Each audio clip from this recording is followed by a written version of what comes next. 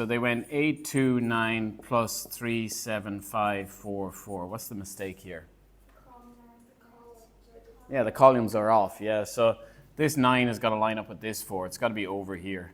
829, and then we add using columns. So make sure that the units are lined up and the tens are lined up and the hundreds is lined up with the hundreds here. So that 800 is in line with that 500 here when you do line them up. Some things that can be a little bit tricky sometimes is these kind of subtractions, minus 989, which we were looking at yesterday. Sometimes it's easier not to do. So a lot of you just wrote like this and you went straight to your learned approach. Anyone got an easier approach to how we might do this without having to do this? Yeah. Just like I didn't roll and decided. You did in your head? Yeah. Okay. Just like 900 minus 700, then it is gonna be 300. Then 6,000 minus 300 we're gonna be 500 and then 5,700. Okay. Yeah. Yeah. Minus 89. Yeah. Okay. You can do that approach. Right? We can round up 989 to 1,000. Yeah, I like that approach. Yeah, that's similar to what you were doing. You were rounding down, but rounding up also works. If I subtract 1,000, that's easy to do, isn't it?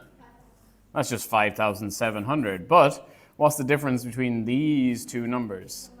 11. So, yeah, I subtracted 11 extra here, so I got to add 11 back on to here. 5,711. And we did that difficult subtraction in a second compared to most of you guys are doing this kind of thing, adding ones to columns and things like that. So maybe it's easier to think about rounding the number and then seeing how much you rounded and then working back from that. There was another one over here. Which one?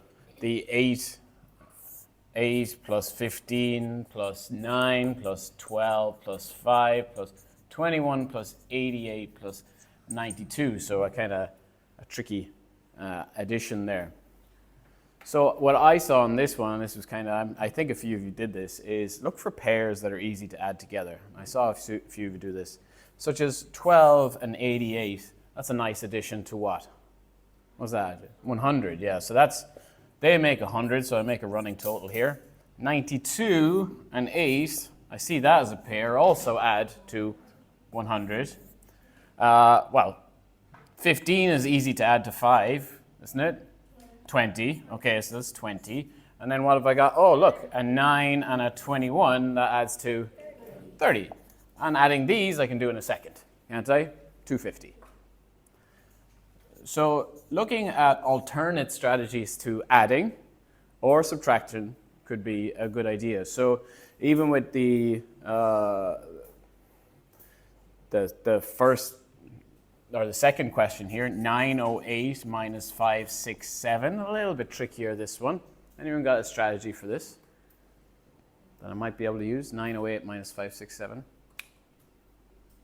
Or maybe we can just subtract as normal with our method.